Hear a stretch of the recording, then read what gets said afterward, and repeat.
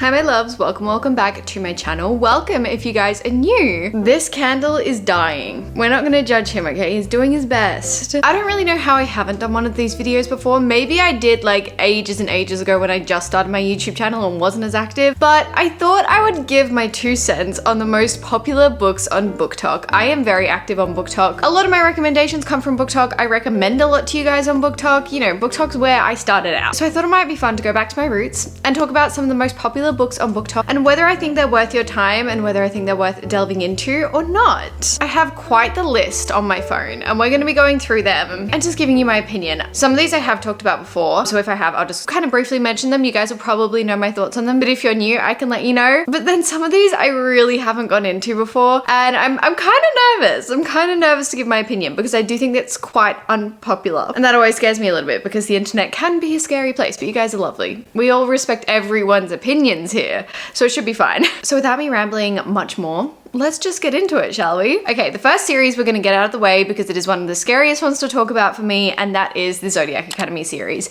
Now, let me preface this by saying I can only give you my 2 cents on this because I have only read the first 2.5 books in this series. I got like halfway through the 3rd one and it wasn't the right time for me to be reading this. At the moment, this is not a priority series for me. I am definitely not itching to read the rest of the series. However, because so many of you have commented in videos that I've talked about this series and said you have to continue it, it gets incredible, I haven't completely written it off. However, my experience with the first book was not great. I did not enjoy this book. I gave it like a 2-star rating, and that's pretty unusual for me. I'm not exactly a harsh rater when it comes to books, but this just wasn't for me. I do think you should know about the tropes before you go into this, which both are just not my favorite tropes in the world. And I think that did impact my perception of this a lot. It also is so cringy, but not in the sense that I can like overlook it. Sometimes fantasy and romantasy books are low-key really cringy, but I can just see past that and move on.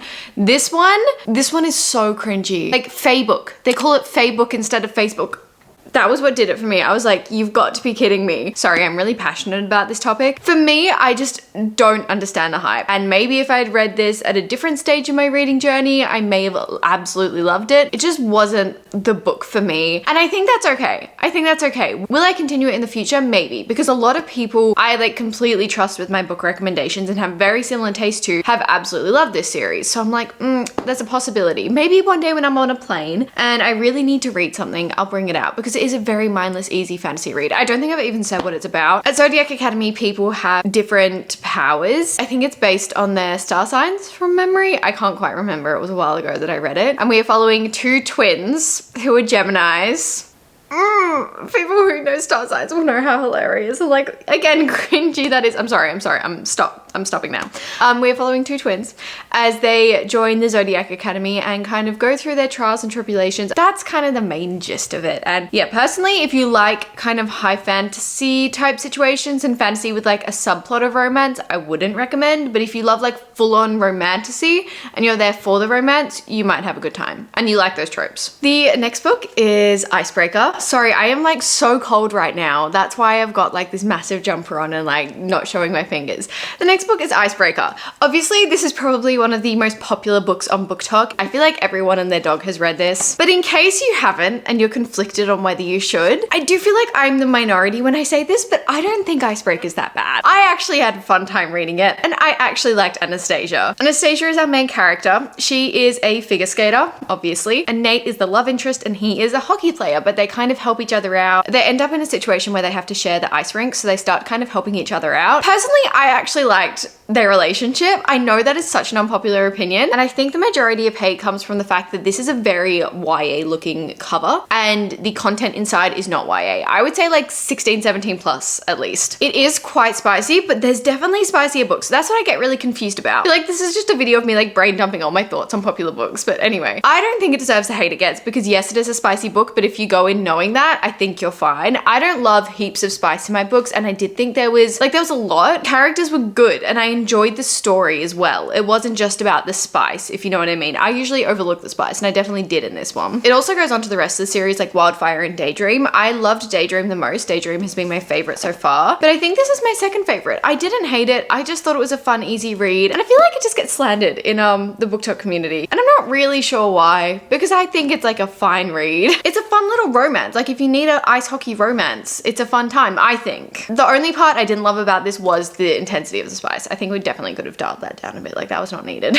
Doing a bit of a genre shift, the next book is Six of Crows. I read Six of Crows because of BookTube actually, but obviously it's just popular on like every single social media platform, and I think for very valid reasons. If you guys know me, you know that Six of Crows is like one of my favorite duologies I have ever read. These characters are everything to me. Basically, Six of Crows is set in the Grishaverse. Something I always recommend to anyone who's about to pick up the Six of Crows or enter the Grishaverse is I highly recommend reading the Shadow and Bone trilogy before you go into Six of Crows. It's a very little trilogy. It's pretty easy to get through, and it sets up the entire magic system, your characters, the world building, everything. It sets up everything going into this book. I think you would be quite confused going into this book. Like it would take you a while to get a grasp of the magic system, how everything works, what they're referencing when they talk about specific characters because they're from Shadow and Bone. It's an interconnected universe, so I would highly recommend reading Shadow and Bone before you go into Six of Crows. Six of Crows is a very different vibe to Shadow of Bone. We are following 6 characters and they are trying to complete a heist. It's obviously one of my favorite tropes of all time. This just has some of my favorite characters I have ever read. I think Leigh Bardugo is one of the best YA writers. I absolutely love the Grishaverse. So yeah, this one is an absolutely highly recommend. Cannot recommend this series enough. It absolutely tears your heart out and puts it back together in the best way possible. Just please read the Shadow and Bone trilogy beforehand, or at least just like maybe the first book. Then I think you'll be okay. Sticking with fantasy, next we have Lightlark. This is actually only a kind of recent read. I think I read this at the end of last year, and I have now completed the trilogy, everything that is out at the moment. And this, I feel like, is just one of those, like, when you think of a BookTok book, you think of Lightlark. Obviously, the author grew a lot via BookTok, so it makes sense as to why it's so big on social media. And I had my doubts going into this one. I really, truly did, because I was like, I know everything about this book. I know that it's about an island that appears every 100 years, and it hosts a deadly game where the rulers of 6 realms fight to the death. Curiosity got the better of me, and I did need to read it. I'm not gonna lie, it wasn't as bad as I was thinking. Like, not that I was thinking it was bad. I'd seen a lot of negative reviews. I should probably rephrase that. I'd seen a lot of negative reviews about this book, so I kind of didn't have the highest expectations,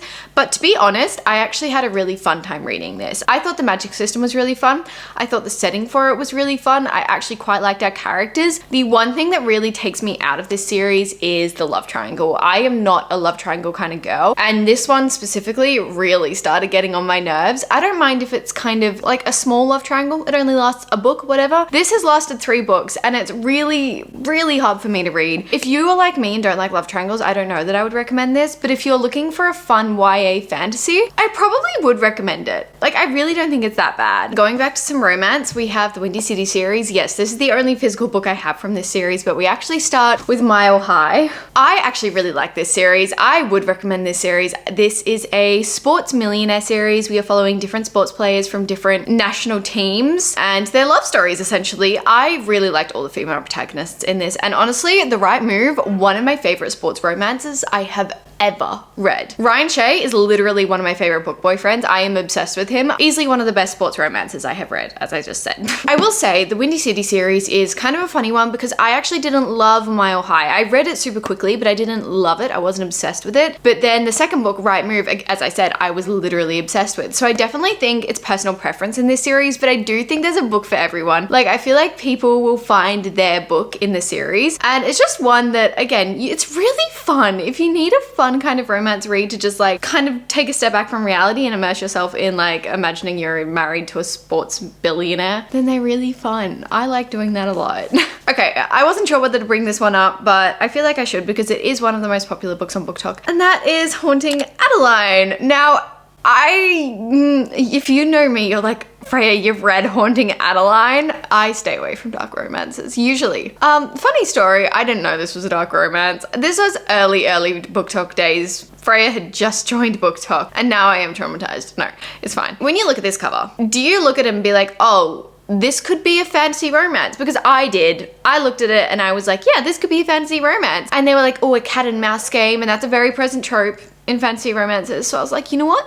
I'm gonna give it a go. When I tell you chapter 16, I think it was chapter 16, is absolutely seared into my mind. This book, if you like dark romance, you probably will like it. This was my first exposure to dark romance, and I am severely traumatized from it because this is pretty dark. This is, I think it's one of the darkest you could get. I don't know, that's just my opinion. I'm sure there's darker out there, but I just went in completely blind and I really didn't think. So I wouldn't recommend it if you have reading tastes like me. I'm sure if you want to get into dark romance, there's a lot better stepping stones, mafia romances or something like that you could like slowly work your way into dark romance. In case you don't know, it's I don't think I could say it on YouTube on this channel, but anyway. But some people absolutely love the main protagonist, so you know, you could be one of them. Me? No, but you could be. Dialing it way back, we're gonna talk about the Chestnut Spring series by Elsie Silver. I am not, let me just preface this by saying, I would never have thought I would say that I enjoyed a Canadian cowboy romance series. That is just not usually what I pick up. I actually enjoyed this series. I actually had a good time. Now I will say, I talk about this series as a whole because Flawless in itself, I wasn't obsessed with, but I did really like Heartless, I liked Powerless, I liked Reckless, I did not like Hopeless. So as a whole, I did enjoy this series and I do recommend this series, even if it's not your typical genre. If you like romance, I would pick it up, honestly. It is a little bit spicy. I would just go in knowing that. Some books more than others from memory, but I do think all of our characters are really fun. In Flawless, we are following Summer, and she is kind of, I think, like the social media agent or the advertising agent for Rhett, who is a professional bull rider. He's gotten into a sticky situation in the media, and so he's kind of on supervision by Summer. It's actually like fun. Like, I really liked it, and I do love an interconnected series, and you keep seeing your characters later in the series, which is fun. I will not be talking about this series for too long, don't worry, but The Boys of Tom and series by Chloe Walsh, you guys know. You guys know, this is my series. This is my everything series, my god tier series, my 6-star series. I am obsessed with these characters. Could not recommend this series enough. However, I don't think you should read this series if you're under the age of like 17. Themes that are explored in this series are very serious, very intense. It gets darker and darker as the series go on. Binding and Keeping 13 are definitely the lightest of the series. So yeah, just please go in knowing that. Take care of yourself before anything. It's just very serious topics that are explored, not like dark romance topics at all. We're basically following, in this one, Shannon and Johnny. They are both in high school and Shannon has just moved to Tom and College.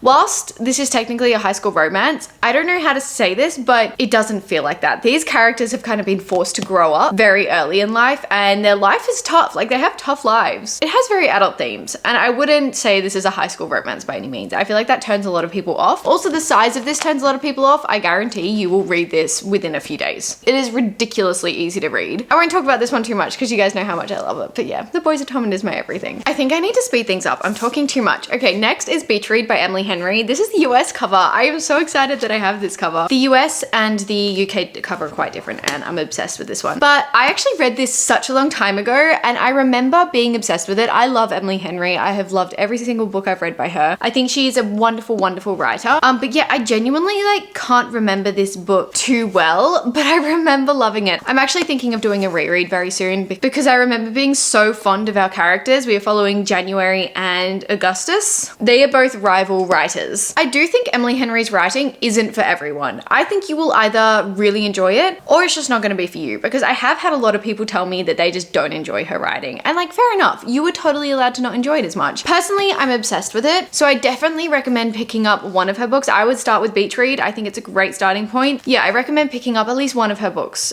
and just see how it feels for you. Next is Once Upon a Broken Heart. Obviously, again, this is one of the most popular series on BookTok. I think for good reason. Once Upon a Broken Heart is one of my favorite trilogies I've ever read. I have reread and annotated this book so many times, it's not even funny. However, I do want you guys to know that this is a YA series. This is a very YA series and it feels very YA. The first book is good. The second book is incredible. Literally incredible. One of my favorite books I've ever read.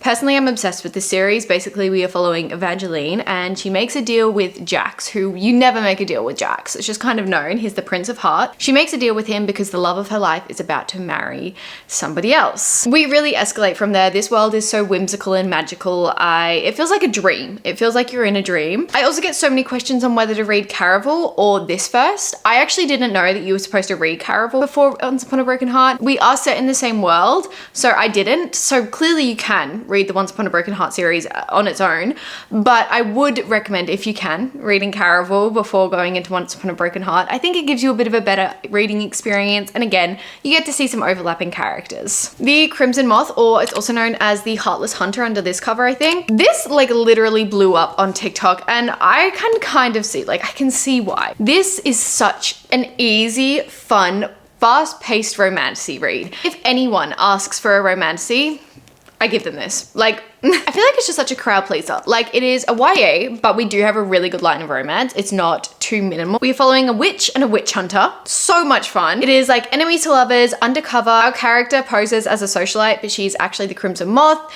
and she helps witches who are kind of just illegal, I guess. Personally, I highly recommend this one. I think it's really fun. Is it the best romantasy I've ever read? No, but I do think it's just such a fun duology. Now that the duology is completed as well, you can just read these back to back and have the best time ever. And I'm jealous that you could read them back to back because I had to wait way too long. Okay, next we're going to talk about Sarah J Maas, because I'm going to talk about all her series at once. I feel like I am the minority in the sense that I like her books, but I am not obsessed with them. They aren't god tier series for me. I know I'm the minority in that. So starting with ACOTAR, personally, if you're like me, I didn't love the first book. I did like the second book and the series from there on, and it's a fun romantasy series, but I think the overriding theme in this is the fact that I find it really hard to read Sarah J Maas's writing. I don't connect with her writing, and therefore it makes it really hard for me to connect with any of her characters, with any of her world building. I will say I am there for the worlds. Her worlds are absolutely wonderful. I love the way she creates them. But the characters I'm not actually obsessed with, and I know that's an unpopular opinion, and I truly think it is just my reading experience of it. If you love them, I am so happy that you love them, because I think like they should be loved. But yeah, I truly think it's just my reading experience of these. The ACOTAR series I would recommend. I think if you are new to fantasy, it's